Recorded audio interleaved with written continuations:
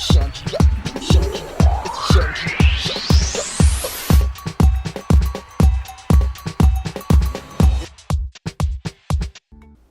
Hello, hello. I'm excited to feature Jakera Cooper on the show today. Hi guys. Thanks Hi, for being thank here. you for having me. I'm so excited to be here. You're amazing. Thank you. And So today we're are going to you. talk about showing up for friendships. Yes. A topic you know all too well, which is why I invited her to be my guest expert today. Let's dive in. Talk about showing up for friendships. Okay. Why does it seem like our friendships as children flow easier than those of adults? I believe our friendships as children, when we're children, we're just trying to, we haven't been hurt or abandoned yet. We haven't experienced all that friendships have to offer. Mm-hmm. We're really just trying to play and have fun. We're just, oh, you like soccer or you like to bake. I like those things too. And we find that commonality. We don't have prejudice yet. We don't have judgment yet. We don't have those things. But I think going through middle school, high school, even college, you start to realize and you start to build these walls. So every hurt is a block that you're building around your heart. And I think that's what ultimately hinders growing and maintaining friendships as an adult. I think there's something called a relationship cycle. And as an adult, you start with just surface level conversation. So that might just be somebody that you're talking to in the line as you're checking out at Target. So you're just asking questions, you're asking how the weather is. Then you move to a stage called gathering information. And as adults, we're just trying to see if we're compatible, if I can really vibe with you, if I can trust you. And sometimes that's just what we call associates or acquaintances. Right. And sometimes we leave it at that. But if we leave our levels at acquaintances or just surface level, then we are maybe well known, but we aren't really fully befriended, or we're actually really lonely. So I think as an adult, as you start to progress, you move into a stage of having an option to be vulnerable or not. And the definition of vulnerability is, military terms, it means the ability to be wounded. And so you have a choice whether or not you want to open yourself up to potentially be hurt by somebody. And if you do, there's two outcomes. You can, as a friend, you can be vulnerable, and then if you reject me, if I say something that how I feel about whether it's a topic that you don't agree with and I feel like you reject it, I automatically shut down, and I can stay in that cycle of just shutting down and not opening myself up. But I think the last stage is just when I can be accepted by you. Then I share my deepest thoughts. You are now vulnerable too, because you have been rejected, I have been rejected, and so we move to this deeper level of understanding and full acceptance. So I think adults have a problem with just skipping past the acquaintance step and getting into it deeper, because we've just been hurt and we bring that baggage into our friendships. That's an excellent point. I've never really considered that. Excellent point. Thank you, thank you, thank you. So why is beyond your years? As adults, we experience many life changes and may not realize how important and impactful our friendships are to us and also to others. How can we be better friends? I think the main point of being better friends is, again, the title of the show is showing up. I think, again, we all have busy schedules, and I think, we choose, when we say yes to something, we are saying no to something else. And so when it comes to friendships, if we don't show up for friendships, that just starts to break down the trust or the reliability, the dependability that we have with that person. And so we seek that out in other people. And so while you may have a friendship that's been going on for 30 years, the amount of times you've shown up, that dictates how I react and how I actually invest myself into you after that. So I think how to be a better friend, you just show up. And I don't mean you have to be at every event. You don't have to be at every gala or baby shower or every celebration, but be aware. I think that's the most thing. Like, hey girl, I can't make it. I'm praying for you. I wish you all the best. I'm gonna send flowers. Just showing that you care. Because I think what hurts a lot of us the most is when something big happens or something tragic happens in our lives and it just goes unnoticed at all. So I think just showing up, whether it's a text or a gift or something to the house, or you sending someone else on your behalf, I think that's a really important thing that people can start doing today. But if you find yourself feeling like less than or maybe neglected, I mean, isn't that something that you feel like you should seek inside yourself? Like, why am I feeling neglected at this point? Yeah, because she wasn't at my baby shower. Yeah, when you do feel neglected, and I think that's a good question, that you have to then have those conversations, those tough conversations, like, hey, you matter to me, and I didn't I felt like, you know, you showing up, that really meant a lot, and when you didn't, that also spoke volumes. So I think it's also having those mature conversations instead of saying, all right, copy, noted, I'm going to do the same thing to her when something big happens to her. I think if you are really truly friends, nothing like that should make or break your relationship. If it happens more than one time, again, that's also partly on you to make sure that you're voicing how you feel. It's the same thing about any relationships using I statements.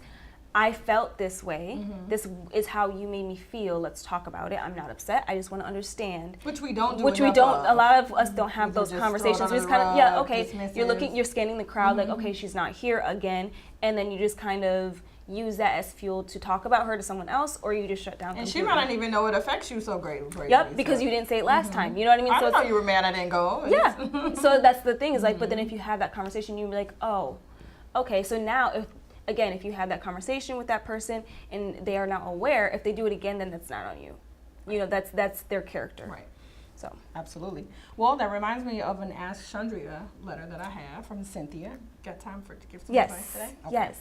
This is from Cynthia R. She says, I am engaged and planning a small, intimate wedding for 50 guests. Okay. I asked my childhood friend to be my bridesmaid, and I also asked my good friend Lauren to be my maid of honor. My childhood friend is so upset with me for not choosing her instead. However, Lauren has been an amazing friend to me in 2 years that I've worked with her, and she's really helped me through some troubling times of heartache, financial disparity, and health scares.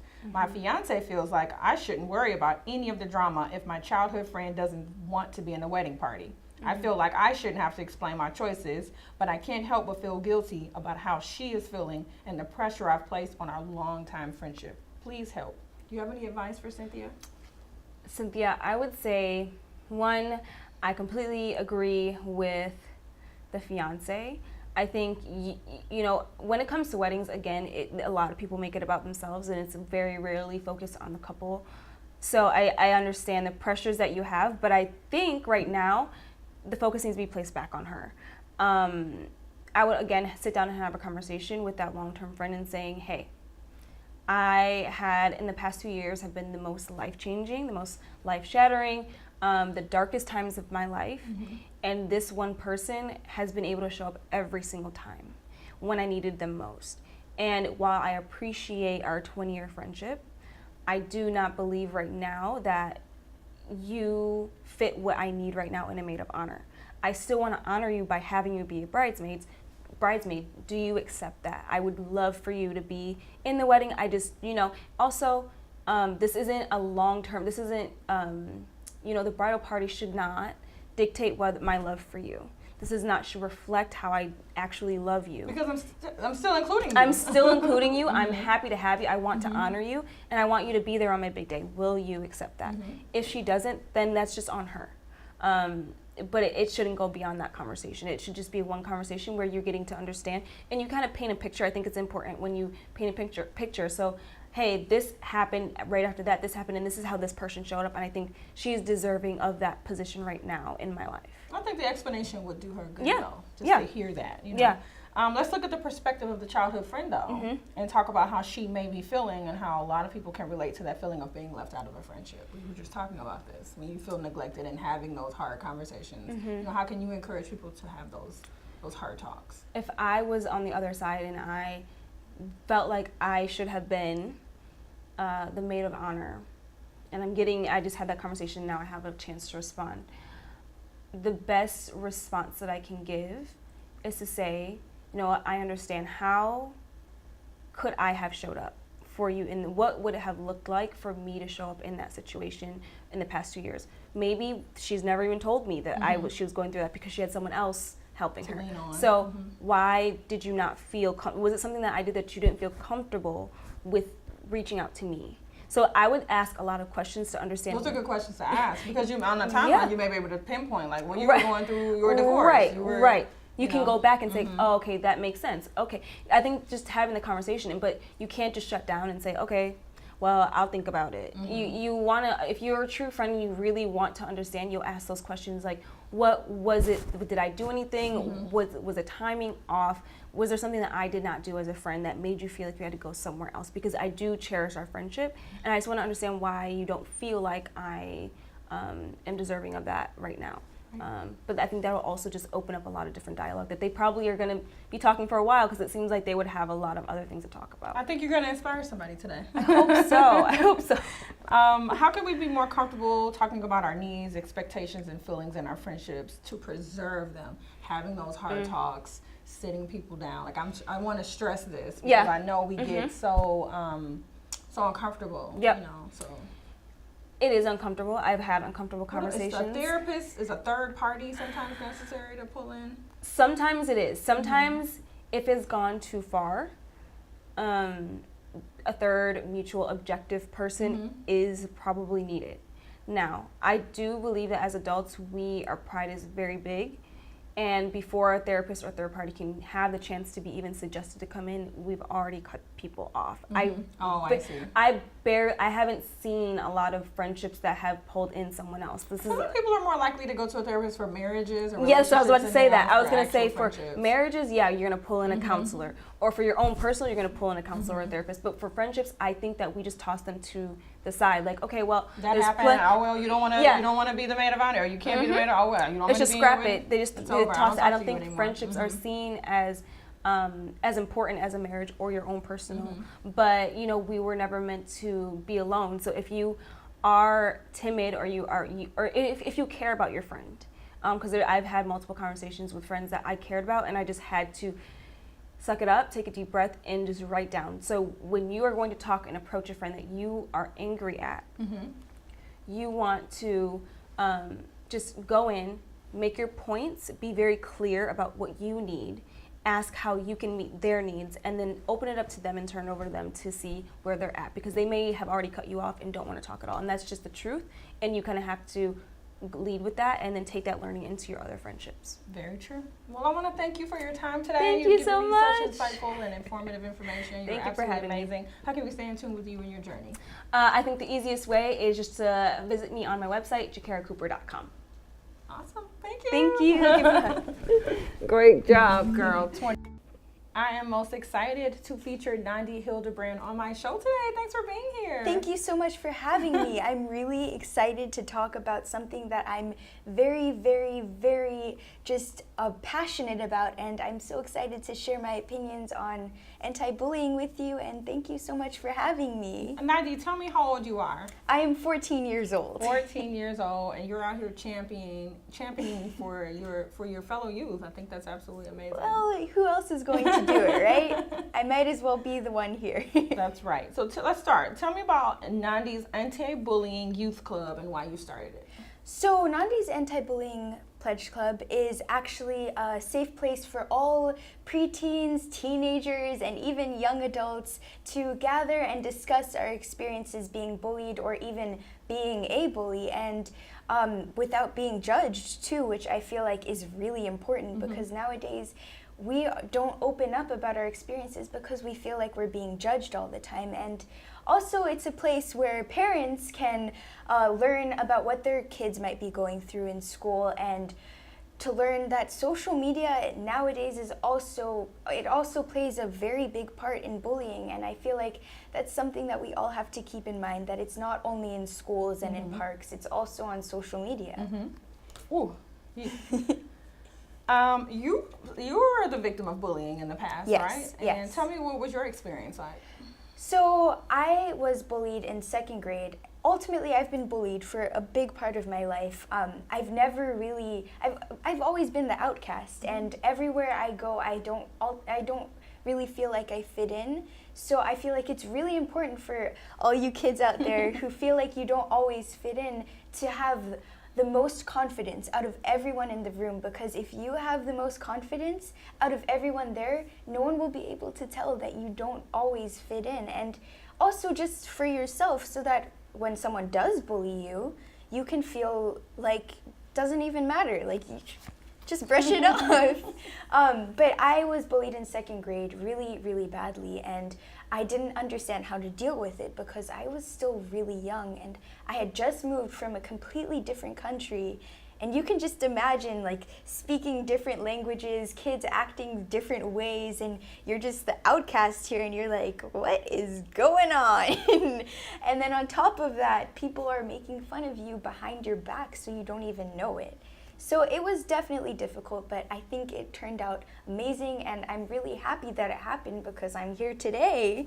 And as a victim of bullying, I really want you to speak to parents Yes. who have children that are either being bullied or their children are the bullies. You know, what support can you offer to parents? Like, what are some telltale signs if their child is being bullied? Because, I mean, I know you have a great relationship Yes. with your mom, but what about children that may feel reclused or disconnected from discussing it? So, to all you parents out there, it's definitely important to have a very open relationship with your kids. Make sure that they feel comfortable enough to talk to you about absolutely anything, no matter how personal it is, no matter how disgusting it is, no matter how bad your day was.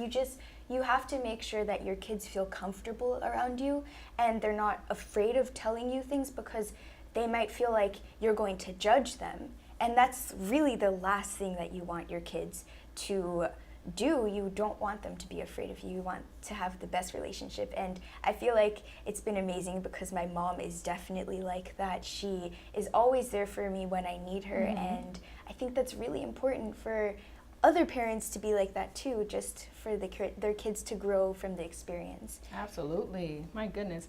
Oftentimes, children are afraid to speak to their parents or even school officials. Like, if you don't feel like you have that relationship at home, then if you don't have, like, you feel like you have that person at school that you can talk to, what are telltale signs? Like, were you more quiet? Do you have friends that have been bullied? Like, what are some things that parents can keep an eye out for? So I would say that you have to look out for if your child is being like very quiet and you can tell that they're not smiling as much, basically just being very withdrawn and they're not as happy anymore. Okay. It depends on how bad the bullying is, but if it's very bad, you should be able to see certain signs like that. They're not as happy. They don't want to go to school. They don't, exactly. Okay. They don't want to go to school. They don't want to be around certain people.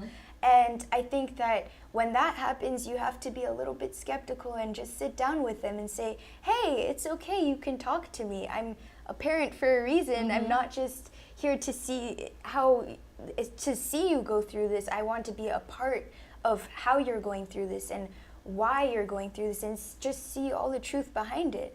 And I think that's very good for just understanding, just getting down to the basics, at least. It's a good way to start off. Absolutely. Now, as a public speaker and anti-bullying advocate, what feedback do you get from parents or other youth who have had experiences with bullying? I would definitely say that a lot of the feedback that I get is that us children have to be more vocal about what we're going through, because as much as we're young and as much as we might be a little bit naive and a little bit sometimes innocent and we just don't see things very clearly because we're not adults, obviously. But I think that we as children should be able to stand up for what we believe, and we should be able to stand up for what we need. And what we need is a safe environment wherever you are, whether in school, like I said, at the park, at dance class, or wherever you go and you don't feel safe, you have to be safe. And I feel like it's really important for us to spread that message that we have to talk about bullying more and more, because that's the only way that we're going to solve this big giant mess of a problem. And I have always told my mom I don't want anyone to go through this again, and that's the main reason why I started this nonprofit organization, because I don't want people to go through this pain. And I know it's a very unrealistic goal for me to set up, but I think that if we can set a goal way above what we know we can do, we're going to get closer. So that's your goal. Ultimately, is to get in front of more youth, to get in front of Yes. more parents, spread the word so that youth can feel like they're in a safer environment and parents Exactly. can take a stand. Exactly. And take charge against bullying. Yes. I absolutely love that you're doing that. Before you go, what word of encouragement do you have for parents out there for this new school year? Be there for your children, and even teachers too. Be there for your students. It's so important for you to encourage students to open up, and for you to encourage your children to open up and talk about everything that's going on in their life. not like everything, but everything that they're going through at the moment, whether it's just something horrible or something mediocre, anything. It's just important because when we grow older, we want to feel like our parents, our teachers are always there for us. We don't want to feel isolated. And I think other kids out there should also know that you're not alone. Wherever you are in the world, there's always someone willing to listen to what you have to say. And I think that's a very important message to spread for this new school year. I know a lot of my fellow 14, 15-year-olds are becoming freshmen. It's difficult, but but I can assure you that wherever you're going through, there's always someone there to talk about what you need to talk about, whether it's your parents, your teachers, whoever. Just don't feel like you can't talk to them. Well, Nandi, you are doing amazing work out here in this world, and you're making a difference every single day. Hello, hello. I am excited to have my special guest, Michelle Kantor, here. She's one of the co-founders of Cinefemme. Welcome, Michelle. Thank you. How are you today? I'm good. Thank you so much for being here. Thanks for really having appreciate me. it. I'm excited about everything that Cinefemme is doing. It's absolutely amazing organization. What are the top 3 elements of Cinefemme that you love most? Well, Cinefemme is one of the only fiscal sponsors, in fact, the only fiscal sponsor in Hollywood that exclusively is focused on women filmmakers. So we're the only ones outside the East Coast. And it's really important because women traditionally have a lot of financial obstacles, so we're out there actually helping them get their films made. I love that. So that's what you love. Are there any other parts of it that you enjoy? 'Cause Well, you're on the forefront of it. you know? Yeah. I mean, we've been around since 2002. I've been the executive director since 2007. And we have a lot of really cool programs. We have Dinner with Dames, run by Jenna Payne, which is a mentorship program between 8 women and an industry VIP. We have a membership, which is open to not just women directors or female identified directors, but also below the line. So in our industry, what we notice is when you don't have enough mixing between the trades, if you're only focused on directors, you won't get enough directors hiring women. So we find that you need to have like more focus on below the line. So that's why we have our membership open to DPs, women DPs, and women production designers, etc. Okay. Well, let's go back to 2002 when you co-founded the organization. What was the need or what was the issue that you were trying to solve in creating the organization? Well, we founded it in San Francisco State University in grad school. So, I mean, back then we looked at the statistics and less than 5% of women were being hired in the industry as directors. So we knew that there was a very slim chance that we'd actually have to making our dreams a reality. So what we decided to do was, well, let's create our own little sandbox. Let's create a 501c3 and sponsor ourselves, greenlight ourselves essentially. So that's what we did. And at that time, though, there was nothing. There were crickets. I really wanted a zeitgeist, and it just wasn't there. So I wouldn't say like we actually saw much of a movement until maybe 4 years ago. Wow. And that's primarily because of the ACLU taking an interest in the matter. So once, due to Maria Geis's efforts with that in the EOCC, they realized that it was a civil liberties issue, that women were being discriminated against in the industry. So after that, it generated a lot of press. Then, of course, we had Me Too and Time's Up and things like that. So it's just finally coming around. Well, like it's a great time. You know, it's a great time for the amazing work that's coming from these filmmakers. I was able to check out the website and take a look at some of the projects. So I think I'm most excited about this, especially being a woman in media myself. So I'm really excited. Did you imagine then if your contribution would make such a difference for women in media? I didn't. You know, we just we did it to sponsor our own films, and then I've kept it going because it's important. We need to have, if we want to see change, we need to be the ones to make that change happen. And I feel like right now there's a huge need for visionaries to step up and say, you know what, this system is not healthy, it's toxic. We're having women not feeling safe in the workplace. There's a lot of reasons for that. Let's create an environment where, you know, we all feel healthier and something that's more conducive to women. I love So it. yeah, and women's voices are very important. So the power of film is that you get more attention to stories that you might not hear otherwise. We had some projects like Burqa Boxers about Muslim women who box, and Losing Sight of Shore, which is a film about the first all-female rowing team to cross the Pacific, or Route 66, Women on the Mother Road, and that's an integral piece of American history which focuses on women, because all of Route 66 has been told from the point of view from a man. So we're really losing, as a culture and as a collective society, we're losing so much by not, you know, having women tell these stories. And now you're changing that. We're doing our best. I mean, You're doing an yeah. amazing job.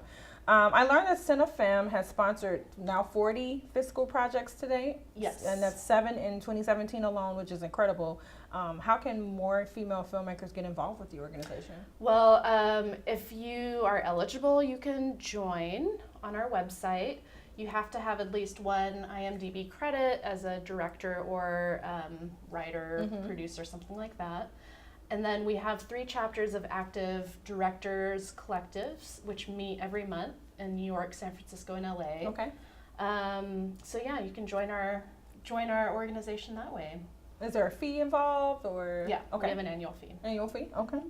What's the best way for anyone at home to learn about the organization? We'll start at our website, cinefemme.net. Follow us on Facebook, because we're always posting, Instagram, Twitter, and, you know. Oh my gosh, I'm so excited about everything that your organization is doing. Thank Keep up you. the amazing work and, you know, get this out, share this with more people. So more Yeah, people can get thank you. involved. And I have a feature film that's currently in post-production through Cinefemme that Cinefemme Okay. sponsored. Okay, what's the It's name of called that? Red Star, and it's the story of my father's escape from communist Czechoslovakia. He's the only man who did it by scuba diving and lived to tell the tale. Wow. And if you go to my website, redstarmovie.com, you can see the sizzle we have right now for it. Awesome. And then what's going to be the premiere date or the official date? That's a great Oh, question. I'll okay, let you no, I know. understand. And hopefully one day we won't need organizations like ours. But for right now, But right now, yeah. we do, and you all are here to help. Yeah, amazing filmmakers and check all out our over. PSA. We made a great PSA You called are on the move. Ask Us How, hashtag Ask Us How, and it's all about how to engage our male ally. We're getting there. We're getting there. Well, thank you so much for talking Thank you to me so today. much. So lovely to meet Brilliant. you. You too. Hugs for you. I'm a hugger too. Thanks for watching. Visit us online at chundriashow.com. She loves Chundria.